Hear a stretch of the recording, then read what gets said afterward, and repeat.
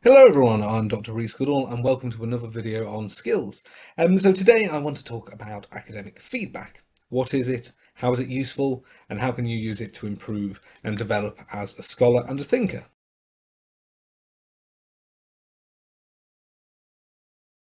So feedback, why is feedback useful to us?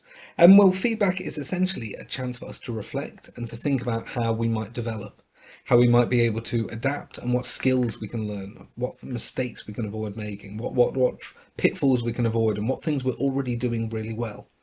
And having that knowledge, having a second pair of eyes that gives us that feedback, that enables us to reflect, and build on that knowledge, is very, very useful.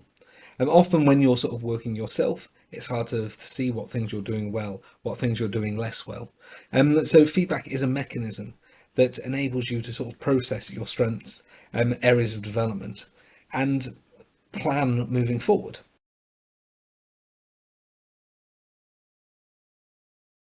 So on to feedback. Firstly, what type of feedback do you receive? So in an academic context, it tends to come in lots of ways. Most immediately, you'll be thinking of feedback in terms of exam marks and in terms of assessment marks more generally, but also the comments that go along with that, be they sort of written summaries, be they comments that are on documents, be they other feedback mechanisms that your institution might have. But feedback is also a process that you can have live. It's comments on your contribution to seminars, say. It's the responses to questions that you ask academics and your friends. It is the little bits of info that you get on emails. It can be as much as a friendly good job. It really is a mixture, and good feedback is essentially a process of telling you where you are now, where you are at that point in time. It's a snapshot of where you are, and often that's qualified through a number. But it's also telling you the things that you're doing well, the things that essentially you should continue to do well, also to build upon, and the areas where you're doing less well, but that you can build upon. So feedback, think of it as a snapshot, and it's a snapshot that comes in many, many different ways.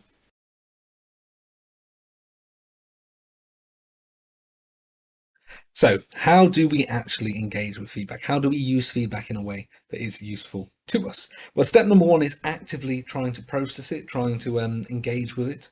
In the case of assessments, you get a mark. And the amount of students I've had who don't look past the mark, even though there is sort of a full summary and there's an annotated document to go with it. Feedback, first of all, you need to sort of proactively want to engage with it and engage with all of it. To that extent, it's you want to try and read feedback objectively. And it's not always an easy thing to do. You know, it's wonderful to be told you're brilliant and get a high mark and get glowing feedback saying that you're brilliant at everything. It's not less fun to get feedback telling you areas where you're struggling, where things aren't going that well. And I know this, I've been there, right? I flunked assignments, I've received some quite hideous feedback in my time. But feedback is not an attack. It's not any sort of personal. The academic having a go. We're all trying to give you stuff that helps, and this is true even the further up you go. I'm going to talk in later videos about sort of journal articles and peer review and peer feedback. It's all part of helping essentially make you and your work stronger and more developed, more effective. So try and be in a place where you can sort of read feedback objectively with an open mind, almost in a sense, kind of checking your ego at the door a bit. Because the whole point of feedback is not that it's a personal attack. It's not. It's simply trying to sort of identify areas that you're doing well and areas for development and improvement.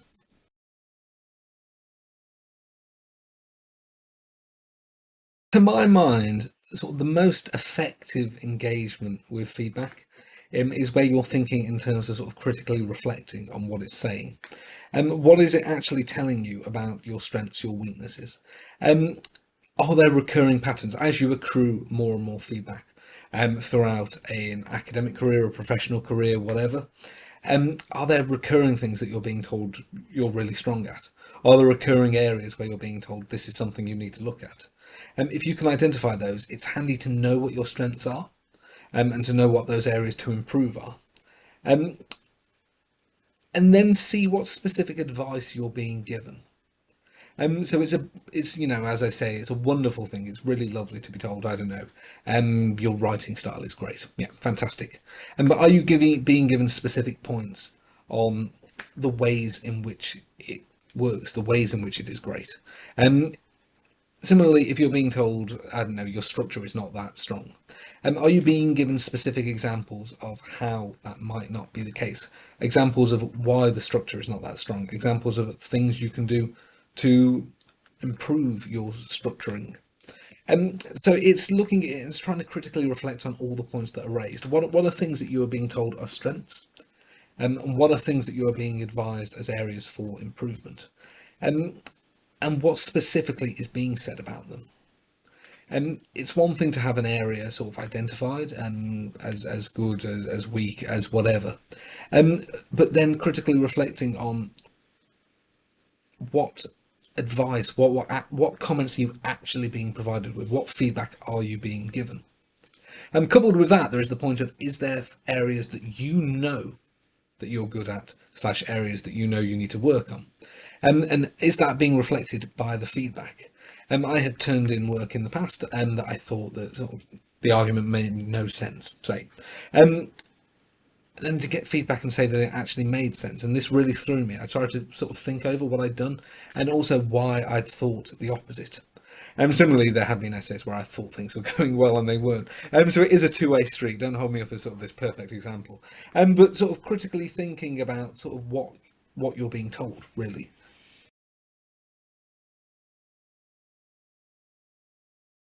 And then lastly comes the key point. Once you know the things that you're looking at, once you know what you're thinking about in terms of areas of strength and in terms of areas of weakness, what can you do to build on that? Now, I'm of the view that you should always go and solicit feedback on the feedback itself, and meet with academics in their office hours, meet with tutors who are able to advise you. No matter how good or less good you think your mark and feedback is, it's always worth talking to them and getting that extra perspective and seeing what they advise. Because often the people who've read your work, who've read your essay, who've marked your assignments, they know what they were thinking and they can sort of articulate this well with you. And doing it with you often makes it click, I think, in a way that written form might not. Um, then think, are there specific sessions, are there resources that your university and that your department offers, that the tutor or the module leader or whoever recommends? Are there things there if you're being advised that, say, your academic English isn't as strong as it could be? Are there resources designed to specifically help with that problem? You might know about them already.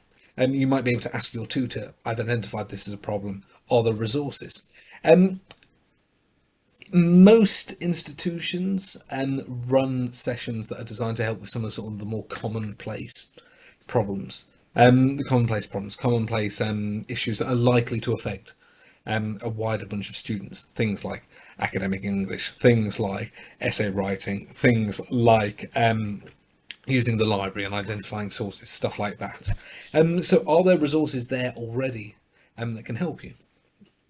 It might be the case that you want to come up with some sort of action plan. You've identified a problem, you've identified something that you want to build on, but how are you going to do it? Putting steps into place. It might be that you sort of practice with another formative task. It might be that you arrange an office hour meeting with the tutor and sort of go through an example or a thought with them to help process it. Think about what your specific areas of feedback are that you want to build on, and then think about how you're actually going to be able to build on them. And I know that's quite an abstract thing to say. So really getting a second pair of eyes and getting someone else's thoughts on that, be that the tutor, be that a friend, be that someone in the uni that you know, be that a specific uni support service if they have them, and getting that support, getting people to sort of be able to give you another pair of eyes is really, really highly recommended, I think. So this takes me to the end of some of my advice on feedback.